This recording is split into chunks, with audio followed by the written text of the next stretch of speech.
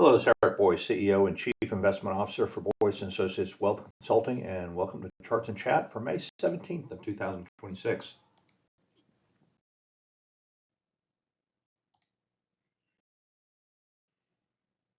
Get started this week, we want to talk about interest rates and inflation. Obviously, inflation's been fairly sticky, and this is a very interesting chart from Apollo, kind of comparing this to the inflationary run-up that we had during the 70s, that was the back of which was broken by Paul Volcker when he was nominated by President Reagan specifically to fight the inflation that we had.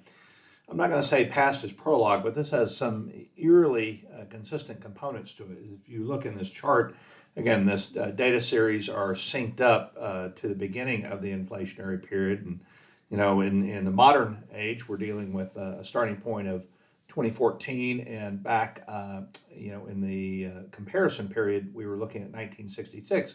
So as we track through these years, I mean, we're about this far along in this particular inflationary cycle, if you will, and that corresponds with 1978. And Apollo's not making the suggestion that it's going to play out exactly like it did, where we had a very high run-up, a secondary run-up of inflation like we did back in 1978 through 1980. But that is to say that the path to get down to the Fed's target is likely going to take a while and be very meandering. And I think we're really in a point of kind of accepting the notion of higher inflation for longer, or at least above target inflation for longer, and perhaps slightly slower growth, which is a recipe for stagflation, but it is not necessarily baked into the forecast right now. We have a chart depicting the G7 countries' government bond yields. We can see that they have moved up in a fairly consistent multi-year manner. And just as we talk about high interest rates here in the U.S., we're certainly talking about that same condition overseas. And as we see here, sovereign debt yields are at extraordinarily high levels relative to where they were just a couple of years ago. Here we have in the U.S. markets, we've got the two-year Treasury yield. You can see punching through 4%. We did almost, we got a little bit close to 4% here in basically about a month ago, and we haven't seen 4%. You got to go back to 2025. Here we've got the 5-year punching above 4.1. We certainly have an upward sloping yield curve, which in most cases is good, but we have had kind of I'll call it a bear steepener of sorts, in that the yields across the entire spectrum have all gone up. We have the 10-year kind of looking closer to 4.5, 4.6, probably on its way to 4.7. And 30-year treasuries have punched through 5%. And we haven't seen that in quite a while, as you can see, going back basically to about, I think 2012 was the last time that we saw 5% on the 30-year treasury. So the question is, why do we have higher yields? And there are a lot of different reasons. And we do know the mathematical relationship between prices and yields. They move inversely. And so either you have a drop in demand, which leads to lower prices, or you have increased selling pressure, which leads to a drop in prices. That would, in and of itself, lead to higher yields. Now, obviously, there's the inflationary expectations component of this, and I think the sea change that we've seen this year in terms of short-term interest rates, where there's a high degree of confidence that we are not going to have a rate cut this year. In fact, there's a growing concern over rate increases. Now, one piece of evidence I want to show you with regard to the earlier statement about supply and demand is that here we've got Japan selling U.S. sovereign bonds. And you can see Japan is typically a net buyer. And this is quarterly data, so it is important going back to 2022. And there were reasons back here in this year where Japan was actually net sellers. But one of the reasons that we have seen clearly is that, at least in terms of foreign countries and where they hold their reserves, we've seen a pretty strong disintermediation out of treasuries and into gold.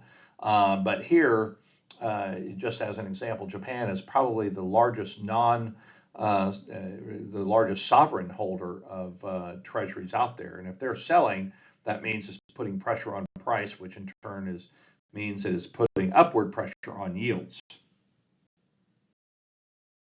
So when we have higher yields, we tend to view that as a competitor to gold. And so you can see here very clearly, at least from the futures chart, that we're coming off highs. Got a little bit of pressure on gold, kind of trading in a channel right now. And again, a lot of that is because you've got higher interest rates that are competing for attention and investment dollars here.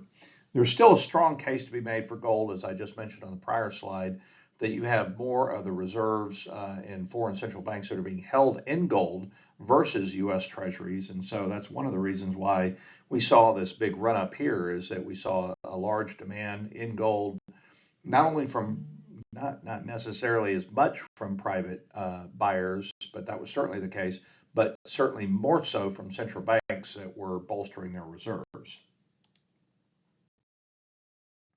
Here we have the mortgage market. Again, the blue line that we've shown you, every so often for months on end now, it continues to move higher as older mortgages at lower interest rates are replaced at higher interest rates.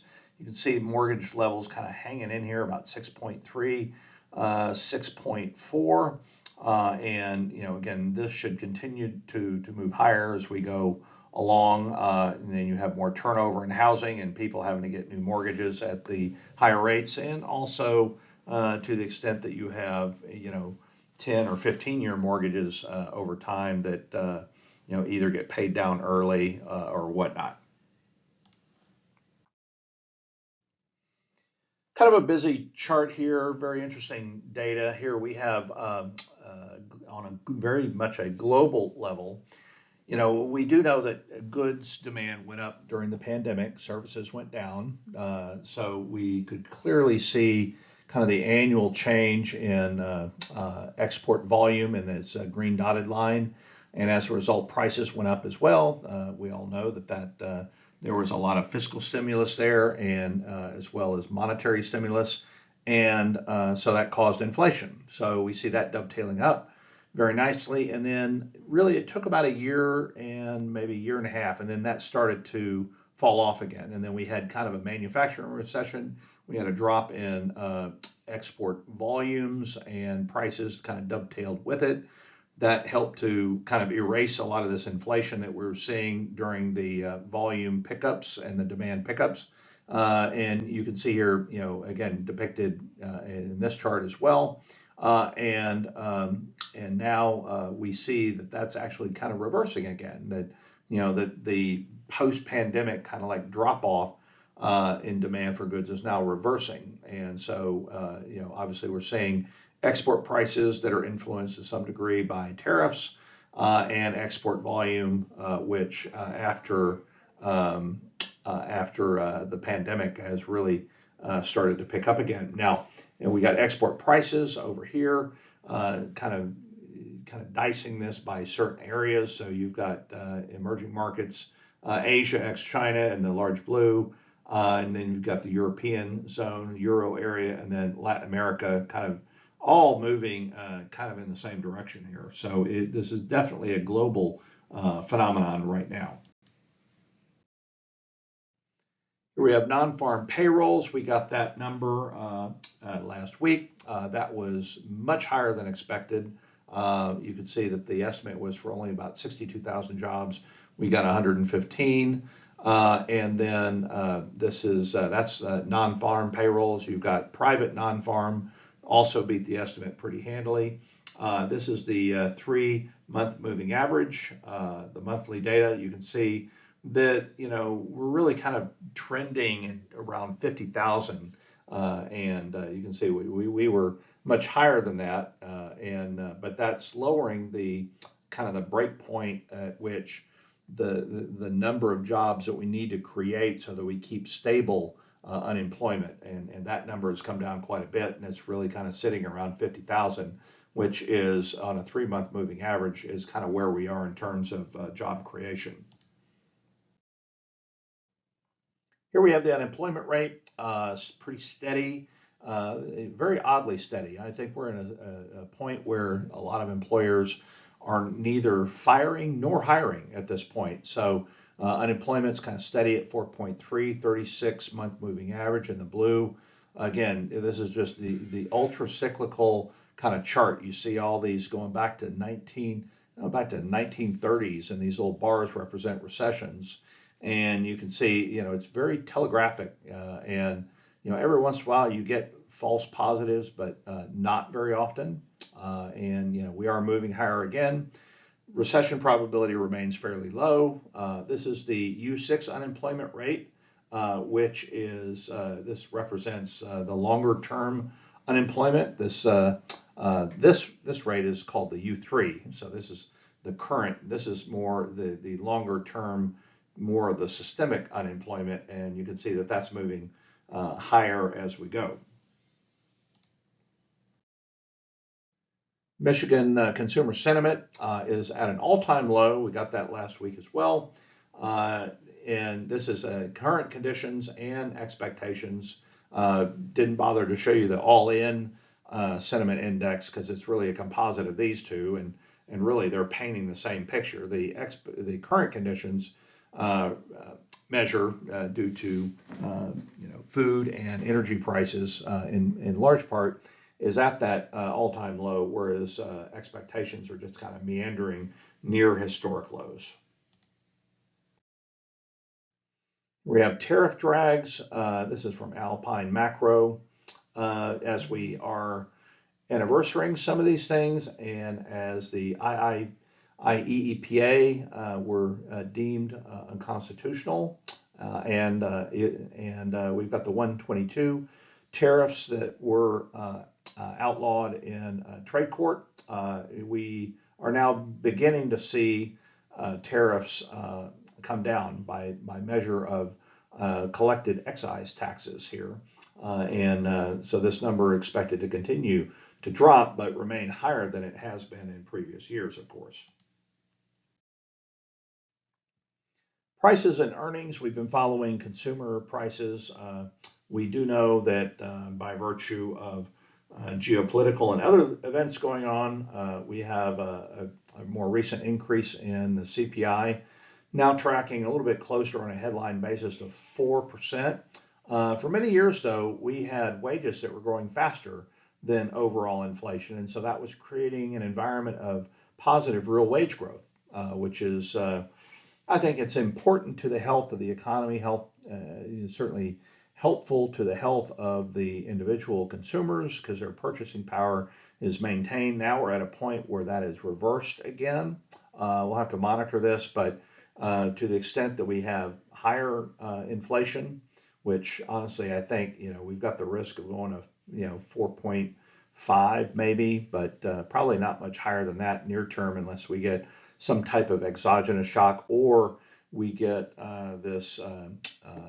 we hit the cliff on energy supplies that we talked about last week. If we don't open the Strait of Hormuz by really within the next couple of months here, that will be a problem, and that will drive the headline CPI probably even higher than my 4.5% ceiling.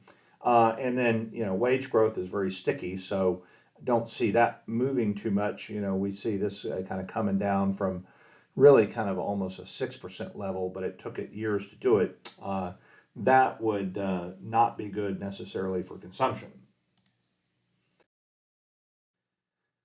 Headline inflation, we're looking at this on a year-over-year basis, pretty much in line. Monthly data was in line. You can see, again, depicted here is the increase in inflation up to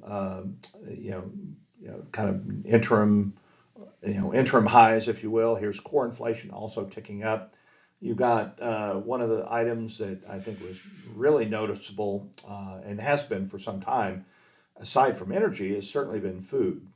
And there's different reasons for food inflation versus energy inflation, but nevertheless, it still is a big contributor to a lot of what we've got here.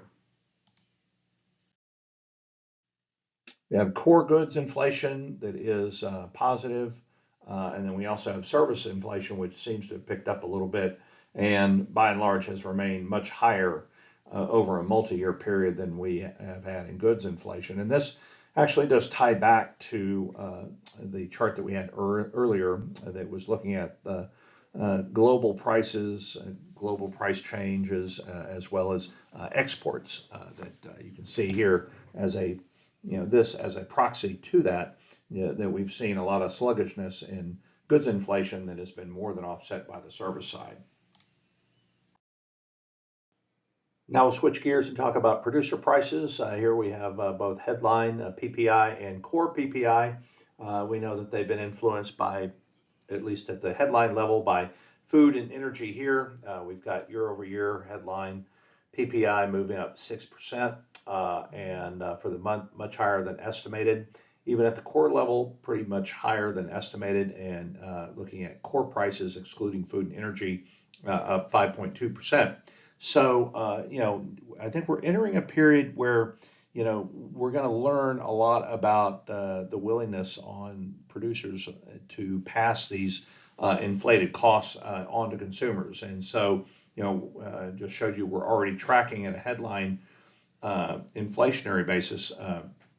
We're already tracking above the 2% Fed target. Now, if we get more of these core prices channeling through, then that is obviously apt to move headline inflation even higher than where we are now. And again, we have other inputs, obviously besides food and energy, that are playing into core, but you can see the whole basket is moving higher. And this is kind of giving more credence to this notion of stagflation, and it's also contributing to why we've got higher overall interest rates. Just a couple of quick notes here within the PPI basket. As I mentioned, we've got energy. Those prices are relatively high. And then we also have other things that are related to energy costs. We've got transportation, warehousing, higher fuel costs, et cetera. Both of those are prime contributors to what we're seeing on the overall PPI. Now we'll switch to retail sales, which have been favorable on balance, and this has been a contributor to our economic growth, and I think it probably will be for some time. It's a question as to, as we talked about the real wages now turning negative in terms of its growth rate, of how sustainable these numbers are. The retail sales at the headline basis pretty much hit the mark on estimates for April, which is the last data point that we've received. A little bit better than expected if you back out auto. Again, relatively positive if you look at multi-year trend line here. Now you switch over to this chart, and really the blue line here represents kind of the trend line of what we see in these numbers here. But the black represents essentially same store sales. These are retailers that compare their more recent performance versus the same period a year ago, and you can see that they're actually doing fairly well. So, if you look at it from a kind of the consistency of performance from the retailer's point of view, then things are actually pretty good. We'll just have to see how sustainable all of this is. Interesting chart here.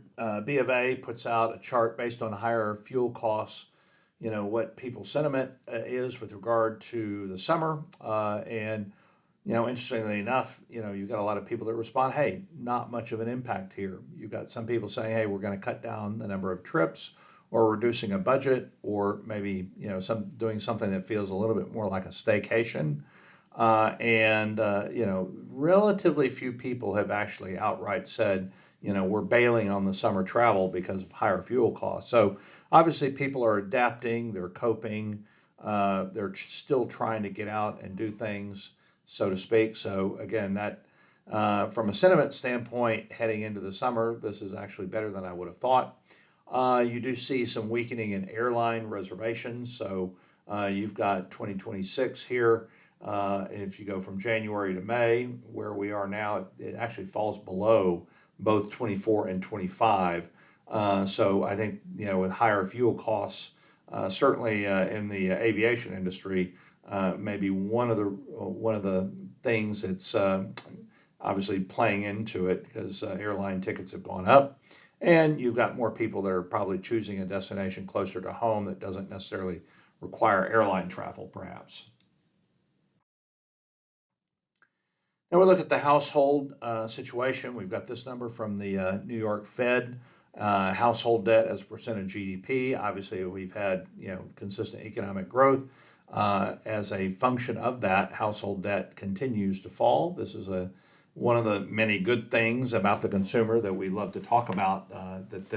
Even though sentiment's pretty poor, particularly influenced by the lower income cohorts, that overall the health of the U.S. household is better than it has been in prior downturns. Now, we also look at delinquencies. We pay attention to that quite a bit. Very interestingly here, we've got a breakout of new delinquencies versus kind of continuing or serious delinquencies. In each case, oddly enough, we've been talking about student loans being a problem, and that has come down quite a bit, even though categorically it remains the highest stress category that we see here. But from a total standpoint, we've got downticks both on the serious and the new side. We've got credit card loans that are still kind of flatlining, as well as maybe auto loans, which might be coming down slightly. And anyway, and mortgages, as we've been following, have been slowly ticking up a little bit here. So again, just a kind of a head check here on where things are with regard to credit.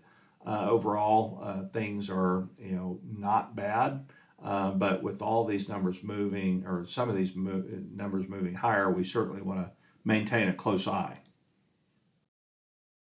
So what we have here is kind of another gut check on households.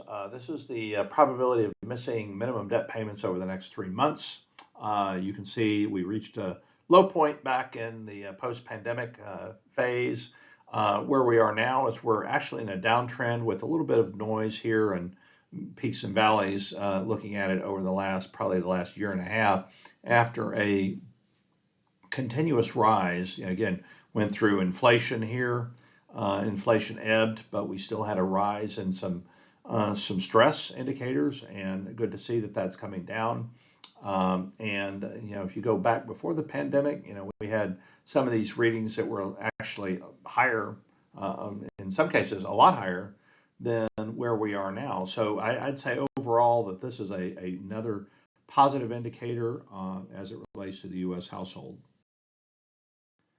Here we have some additional data on the credit markets as it ties to overall credit health of not only the U.S. consumer, but the U.S. business community as well. Here we have, in particular, we've got speculative grade default rates. And, they had been moving higher, particularly through the inflationary phase and interest rates moving higher, so on and so forth, have come back down. And if you look at high yield bonds, that we've seen kind of a general trend ever so slightly higher to basically 4%. And you've got bank loans that are traded in the secondary market. Those have come down notably in really the last year and a half. Here we have the National Federation of Independent Business Optimism Index, off its peaks, but still higher than what we've seen at pre-pandemic and during the inflationary and high interest rate periods that we had several years ago.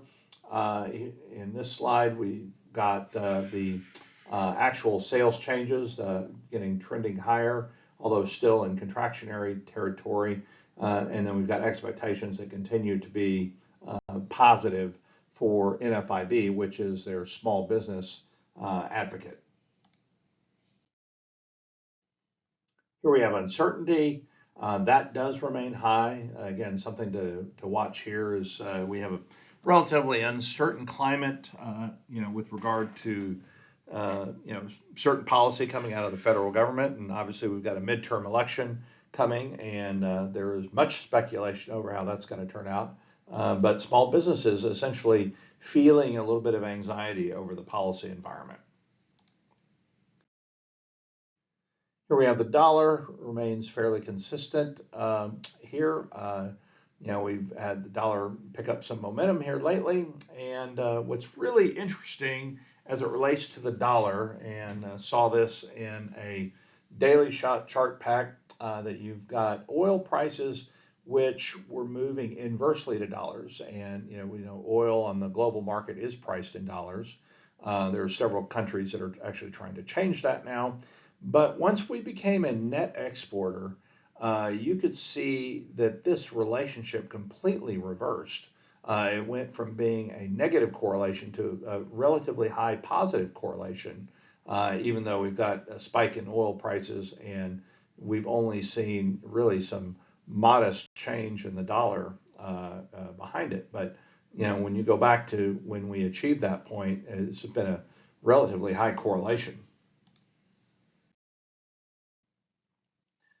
Keep monitoring some of the commodity baskets here. We've got crude futures that continue to be high.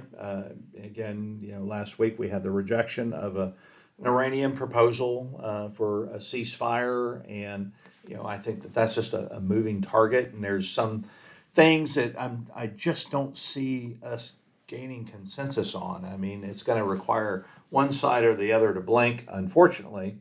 But nevertheless, crude prices remain high. So, and the other thing too, especially to be thinking about as we head into the peak driving season here, is that we had tax refunds that were helping people out. And tax refunds are actually tracking, as we knew they would with the changes in tax laws last year, that they're going to be trending a little bit higher. Well, that candy, if you will, that sugar high is ending.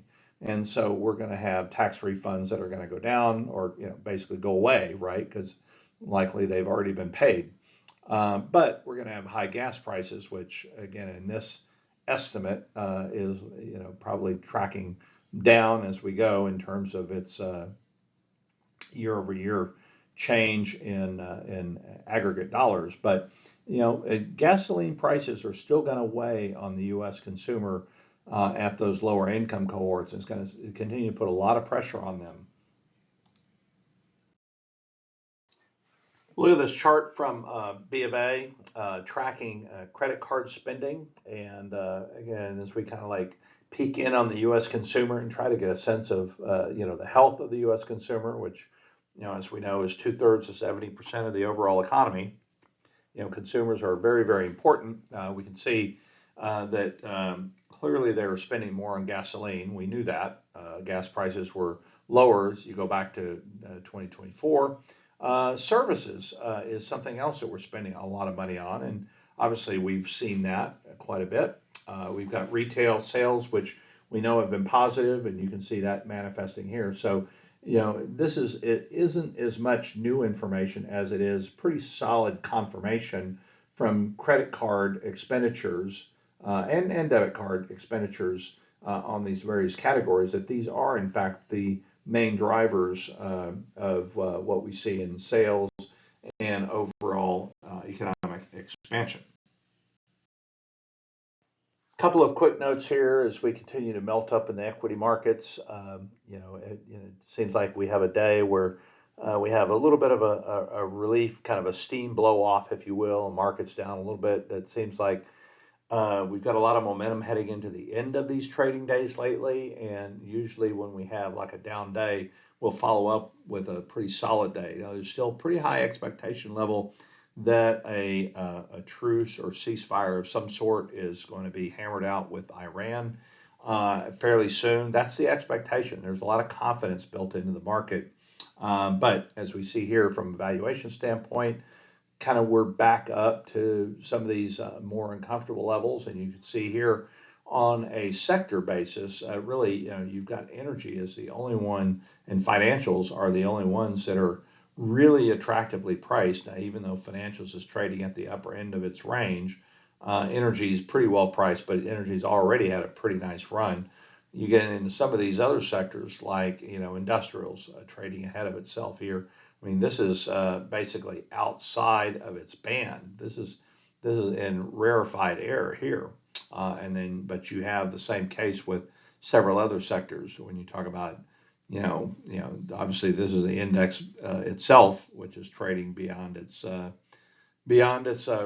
typical reach here. But then you've got communication, and you've got technology that's not quite as stretched, but still at the very upper end of its PE historical band there.